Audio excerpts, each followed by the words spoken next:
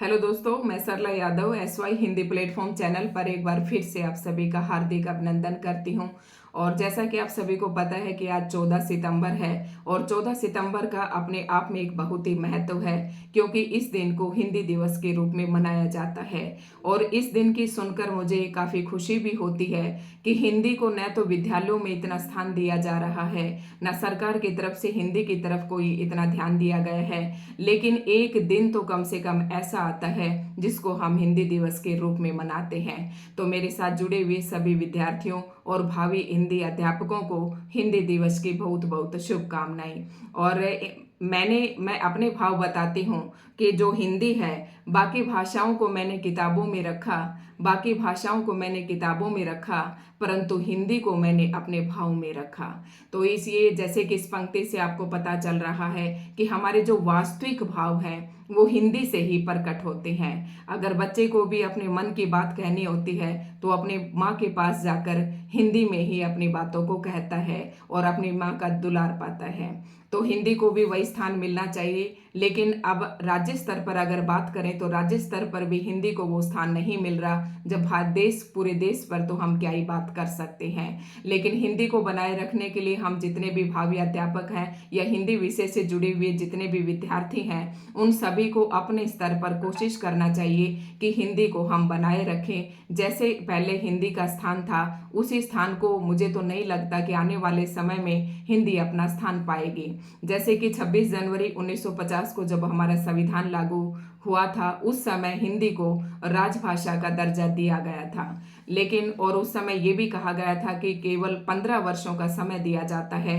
कि हिंदी जो जितने भी कार्यालयों में कार्य हो रहे थे, चाहे वो उर्दू में हो चाहे अंग्रेजी में हो, कि 15 वर्ष के अंदर, आने वाले 15 वर्ष के अंदर इन सभी कार्यालयों में हिंदी अपना स्थान ले लेगी। लेकिन अब देखें कि ये समय सीमा जो है 1965 पर खत्म हो जाती है।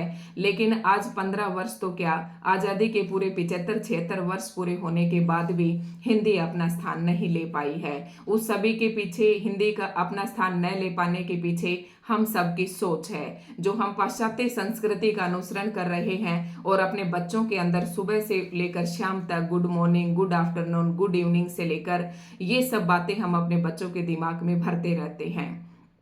ऐसी स्थिति में क्या हो रहा है कि जैसे मैं भी स्कूल में पढ़ाती हूँ, जब बच्चों को हम देखते हैं, उनकी नोटबुक देखते हैं, या हिंदी की जब हम कभी कोई श्रुत लेख बोलते हैं तो बच्चों को हिंदी भी लिखनी नहीं आती है। वो कहते हैं कि मैम हमारा मीडियम तो इंग्लिश है। लेकिन जब इंग्लिश का उनसे कुछ पूछा जाता है, मुझे बहुत ज़्यादा थोड़ा सा उस समय गुस्सा भी आता है। तो ना तो उन्हें इंग्लिश ही अच्छे से आती है, ना उसके अल्फ़ाबेट ढंग से आते हैं, और ना ही उन्हें हिंदी आती है। तो ऐसी स्थिति में वही जो पंक्ति है वो चरितार्थ होती हुई मुझे दिखाई देती है कि मोर चला, हंस चला, मोर की चाल अपनी भी खो बैठा। यानी कि हम जैसे थे वैसे भी बेहतरीन, बदतर स्थिति जो है आज के स्टूडेंट की हो रही है। क्योंकि अंग्रेजी माध्यम के जो विद्यालय हैं उनमें अंग्रेजी शिक्षा दी जाती है, अंग्रेजी माध्यम से दी जाती है। और अधिकतर देखें, क्योंकि जब हमारी भाषा पर हमारे जो चारों तरफ वातावरण है उसका प्रभाव बहुत अधिक पड़ता है। जब घर में उसके दादा दादी, मम्मी पापा सभी हिंदी बोलते हैं तो वो बच्चा पूरी तरीके से अंग्रेजी कैसे सीख सकता है। अंग्रेजी सिखाइए, मैं जानती हूँ, क्योंकि उससे आपके बच्चे की वैल्यू बढ़ेगी, महत्व बढ़ेगा। ठीक है, आने वाले कंपटीशन का दौर है तो ऐसे में अंग्रेजी जरूरी भी है। लेकिन ये नहीं कहा गया कि हिंदी को आप पूरी तरीके से भूल जाइए। तो एक लैंग्वेज, हिंदी आपकी मातृभाषा है, तो हिंदी हर बच्चे को भारत के अंदर शायद सभी को आनी चाहिए, और अंग्रेजी भी आनी चाहिए, क्योंकि उससे आपके आने वाली जो इम्पोर्टेंस है वो बढ़ने वाली है। तो हिंदी के साथ, अंग्रेजी के साथ साथ आपको हिंदी को बिल्कुल भी नहीं भूलना है। तो आज हिंदी दिवस पर मैं यही कहना चाहूँगी कि सरकार को भी हिंदी को जो स्थिति है उसको अच्छी थोड़ी सी सुधार की स्थिति में लाने के, उस पर सुधार करनी चाहिए। हिंदी की स्थिति को इतनी दयनीय न हो, उसके लिए कोई ना कोई, किसी ना किसी स्तर पर प्रयास किए जाने चाहिए। और जब मैं बच्चों को पढ़ाती हूँ, जैसे कई बच्चे मुझे जब उनको लिखना नहीं आता है, जैसे कि इंग्लिश में भी उनको स्पेलिंग नहीं आती है, तो मैं अपने स्तर पर, क्योंकि मैं घर पर होम ट्यूशन भी लेती हूँ और मेरे पास ऐसे ऐसे बच्चे भी आए हैं जिसे ये भी नहीं पता था कि 1+1 2 होते हैं, तो इंग्लिश और हिंदी लिखना तो दूर की बात है। तो ऐसे ऐसे बच्चों का, और अब मैंने 2 साल के अंदर उनके अंदर इम्प्रूवमेंट करके उनका ब्लैक बोर्ड पर 4th या 3rd स्थान पर वो बच्चे ला दिए हैं। तो इन सभी के पीछे का लॉजिक यही है कि मैंने हिंदी माध्यम से सबसे पहले मैंने उन्हें हिंदी पढ़ाई, हिंदी के अल्फाबेट पढ़ाई, मात्राओं का ज्ञान कराया और डेली एक एक पेजेस जो है हिंदी समझाई। और ये मैं आपको एक बता रही हूँ कि क्योंकि मेरे साथ जो अधिकतर स्टूडेंट जो कैंडिडेट जुड़े हुए हैं वो काफ़ी बड़े ही होंगे, ये मानकर चलती हूँ 50% तो ऐसे होंगे जिनके बच्चे भी हैं। तो जिनके बच्चे पढ़ने में भी कमज़ोर है, तो हिंदी भाषा के द्वारा हम उन बच्चों को बहुत आगे तक लेके जा सकते हैं।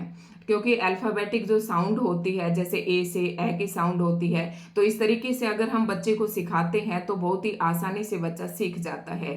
तो मैंने बच्चों को सबसे पहले अल्फ़ाबेट, फिर उनका मात्रिक सिखाया और फिर बच्चे को मैंने बिल्कुल ये नहीं कहा कि आप इंग्लिश सीखें, आप इंग्लिश रीडिंग करें। मैंने बच्चे को हिंदी पढ़ाई, हिंदी का एक एक पेज डेली पढ़ाया और 1 महीने के अंदर एक बच्चे को मैंने परफेक्ट तरीके से सभी मात्राओं के साथ एकदम धुआंधार तरीके से हिंदी पढ़ना सिखाया है।